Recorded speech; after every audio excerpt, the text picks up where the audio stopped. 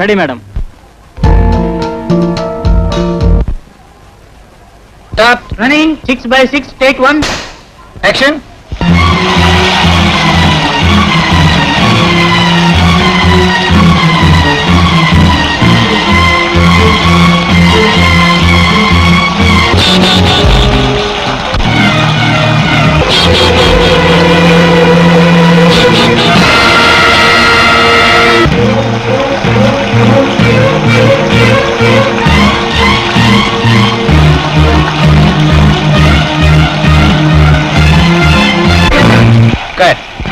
ఎవరయ్యా ముద్దు?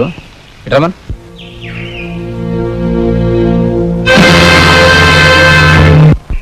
ఇట్రా. ఈ పేరు? సుబ్బారావు అండి. హీరో అవుదాని వచ్చావా?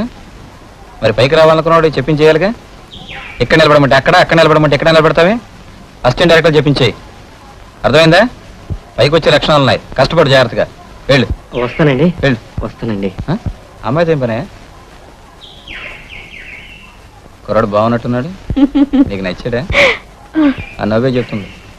బాగున్నాడు కుర్రాడు. నేను నెక్స్ట్ పిక్చర్లో పెట్టుకుంటావా? నీకు ఓకే అయితే నాకు ఓకే.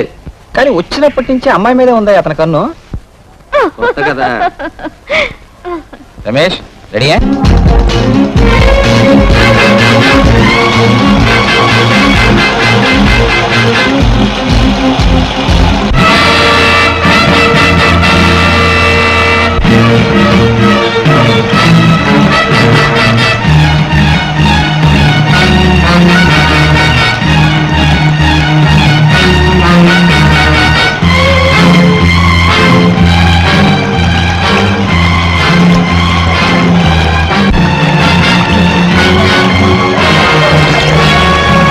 ఏమిటో ఇది అమ్మాయిని ఎత్తుకుతున్నారు? కమాన్ వెళ్ళండి. ఆగండి ఆగండి. అయ్యో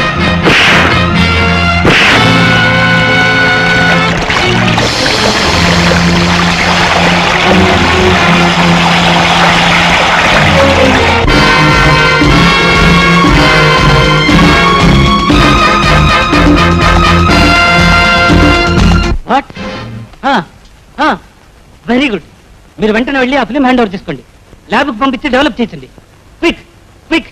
తక్కిన విషయాలు నేను చూసుకుంటాను. కమాన్. మనకు దొరికిన ఈ ఫోటోలను బట్టి సాగర్ జైల్ బ్లాస్ట్ చేసి పారిపోయిన ఖైదీలే ఈ కిడ్నాప్ చేశారని తెలుస్తోంది. ప్రొఫెసర్ హరిహరరావు ప్రీతి మీద తన పగ సాధించడం కోసం ఆవిడ్ని కిడ్నాప్ చేశాడని నా అభిప్రాయం. ఎనీహౌ, ప్రజల్లో రేగిన అలజడి తగ్గాలంటే మనం ఈ కేసుని వెంటనే పరిష్కరించాలి. ప్రీతిని 4 ఖైదీలు కిడ్నాప్ చేశారట. ఏడా వదిలింది. అది కాదే, 4 ఖైదీలు ఒక ఆడపిల్లని కిడ్నాప్ చేశారంటే జాలి వస్తుంది అంతే. మీకెందుకు జాలి? ప్రీతిలాగా ఎవరు బట్టలిప్పుకొని ఎగరు. ఇక నుంచి అయినా మంచి సినిమాలు వస్తాయి. కాఫీ తీసుకోండి. ప్రొఫెసర్ హరిహరరావు ప్రీతిని కిడ్నాప్ చేశాడని మాకు తెలిసింది. అతని గురించి మీకేమైనా తెలుసా? తెలీదు. నిజం దాస్తే తర్వాత మీరే బాధపడతారు. మిస్టర్ అరుణ్, లీగల్ గా మీకంటే 2 ఆకులు ఎక్కువే చదివాను. నా గురించి నేను జాగ్రత్త పడగలను. You can go. ఆడితో ఎందుకు బాబు గొడవ? మీ దారి మీరు వెళ్ళిపోండి. పెడతాను కానీ వాడు ఎక్కడున్నాడో చెప్పండి. ఇక్కడే ఉన్నాను బే.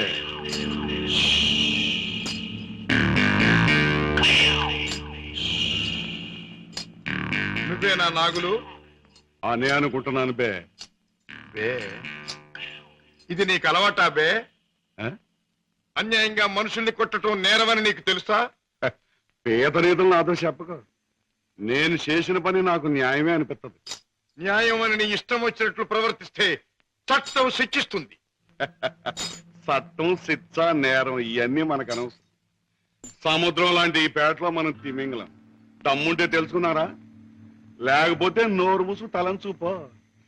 అంతేగాని ఈ నాగులు గారి దగ్గరకు వచ్చి రూల్స్ గిల్స్ అంటే తల మీద బొమ్మిడలు ఏం చేయగలరు? మన గురించి కావాలంటే ఈ పేటలో ఈ సన్నాసి నేను అడుగు. అవునులే, పేటలో పెద్దగా మురిగే ప్రతి కుక్క గురించి ప్రతి సన్నాసికి తెలిసే ఉంటుంది. మాటలతో నన్ను రెచ్చగొట్టకు. బొస్సు కొట్టేయగలను, కొట్టక కూరలు పీకేయగలను. అంత మునగడివా?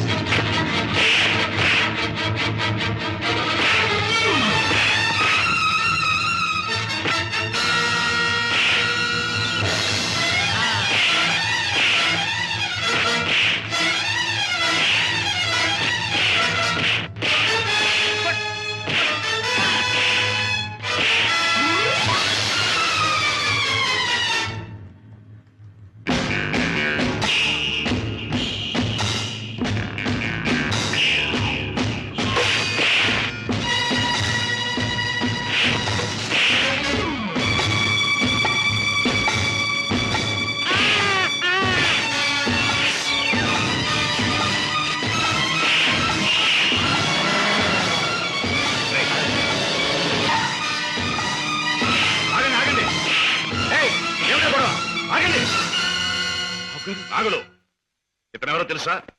నా కన్న కొడుకు, నా ప్రాణానికి ప్రాణం. ఈ బాబు గారు మీ అబ్బాయా? నాకు నిజంగా తెలియదు బాబు. తెలుసుంటే చేయెత్తబోదును, మాట తొలగబోదును. నన్ను మన్నించండి బాబు. ఏ నాన్నగారు, ఈ నాగులు మీకు తెలుసా? తెలుసు అంటే మీ నాన్నగారు నాకు తెలియపోటేంటి బాబు.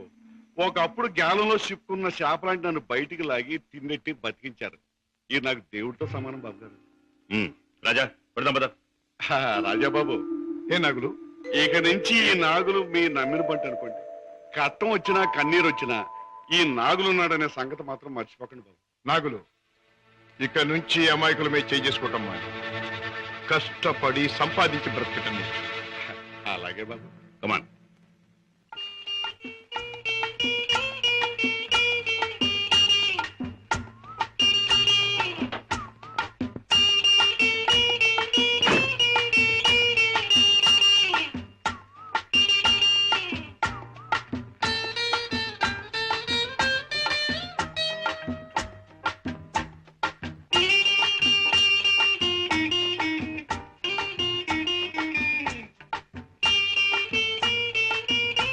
Very good, very good, very good. నాతో డాన్స్ చేస్తావా? నీతో పోటీ చేస్తే నేను ఓడిపోవడం ఖాయం రా. కింద పడేస్తావు. దింపు తాతయ్య. నువ్వు ముద్దిస్తే గాని దింపను రా. చీ, ముద్దివ్వడానికి నువ్వే ఆడపిల్లవా? ఓ, నీతో మాటల్లో పోటీ చేసినా ఓడిపోవడం ఖాయం రా. రామయ్య బాబు, పద్మ వచ్చిందా? ఏంటది? మీ ఆరోగ్యం అది బాగానే ఉందమ్మా.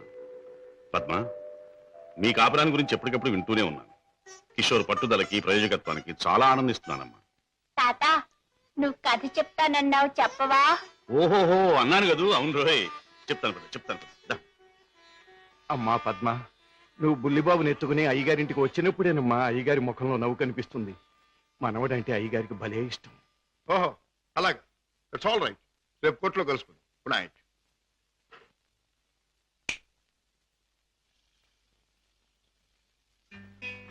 డాడీ, ఇలా వచ్చారేమిటి? అయిపోతున్న వయస్సు, అలసిపోయిన మనస్సు మనిషికి గమ్యం దగ్గర పడుతుందని తెలియజేస్తాయి కదా. అలాంటప్పుడు మిగిలిపోయిన కోరికలన్నీ త్వరగా తీర్చుకోవాలని ఆశపడతాడు మనిషి. It's natural. అవునా? మీ మనసులో ఉన్న కోరిక ఏమిటి? రాజా, చీకట్లో ఒక చిన్న దీపం ఎంత వెలుగునిస్తుందో, ముసలితనంలో ఒక పసివాడు తాత అని పిలిస్తే అంత ఆనందం కలుగుతుంది.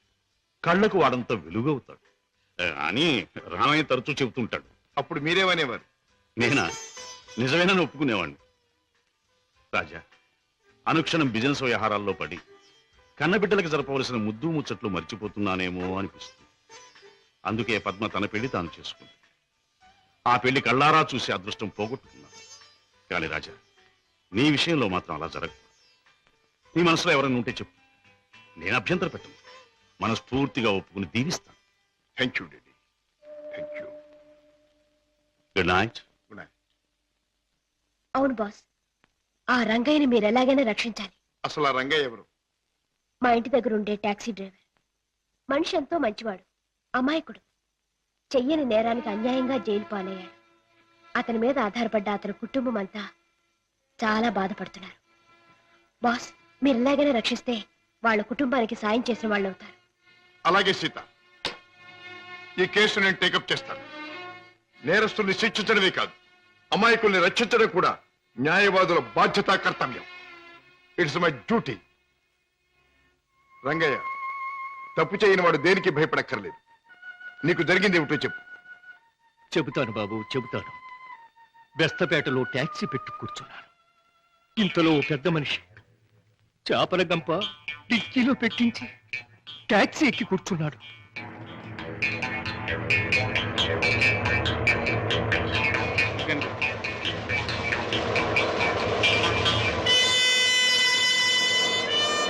Stop, stop, stop. వెనకాల డిక్కీ తెరు.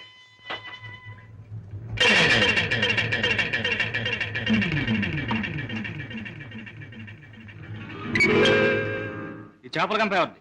నాది కాదు సార్, ట్యాక్సీలో వచ్చిన వారిదండి. అలాగా.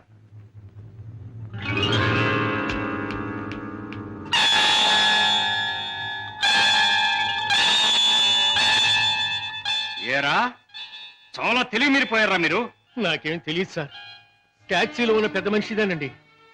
ట్యాక్సీలు ఎవరు లేరు సార్. దొంగ వెధవ, పోలీసులు కళ్ళు కప్పి బంగారం రవాణా చేస్తావా? పట్టుబడగానే లేని పెద్ద మనిషి పేరు చెబుతావా? నీ సంగతి, నీ ముఠా సంగతి తెలుస్తాం. అలా తప్పు చేసినాడు, తప్పించుకున్నాడు. నేను జైలు పాలయ్యాను. బాబు గారు, రోగిష్టి నా భార్య, విటోడైన నా కొడుకు, మొగుడు విడిచిపెట్టి నా కూతురు, నేను లేకపోతే అనాథలైపోతారు బాబు. రంగయ్య, బాధపడక. నేరస్తుడు తప్పించుకుపోలేడు. అన్యాయంగా చట్టం చేతిలో ఎరుకున్న నిన్ను నేను కాపాడతాను. నీ టాక్సీలో ఇక్కడ మనిషి ఎలా ఉంటాడు, ఏమేం మాట్లాడాడు, అవన్నీ చెప్తావా? టాక్సీ వస్తావా? నా పేరేం ట్యాక్సీ కాదయ్యా. నీ పేరు ఏంటో తెలుసుకునే టైం లేదు నాకు. వస్తావా లేదా? అయ్యయ్యో, ఉండవయ్యా, రావటానికే కదా ఉన్నాం. అయితే మీరు ఆ బొట్టు తీసుకెళ్ళి దిక్కులు పెట్టు.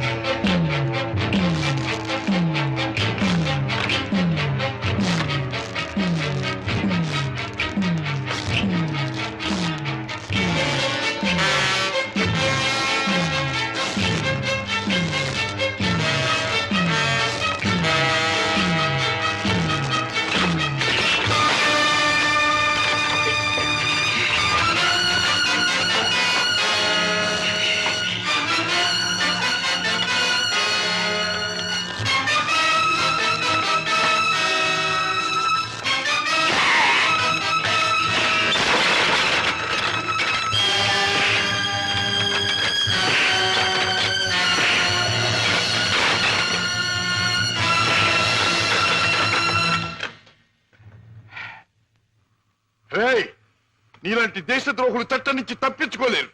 నీలాంటి దుర్మార్గులు ఈ స్మగ్లింగ్ నేరాలు చేస్తూ ఉంటే పాప అమాయకులు శిక్షించబడుతున్నారు. నువ్వు చేసిన వెధోపరికి పాప టాక్సీ డ్రైవర్ జైలు పాలయ్యాడు. పెద్ద దేశభక్తున్నంటూ నేరస్తులను పట్టుకుంటాను, దేశద్రోహులు శిక్షిస్తానని కబుర్లు చెప్పే నీ ఇంట్లోనే ఉన్న పెద్ద దేశద్రోహి. ఏమిటే మీ నాన్న ఒక పెద్ద స్మగ్లర్ చేస్తాం. దొంగ మా నాన్న స్మగ్లరా?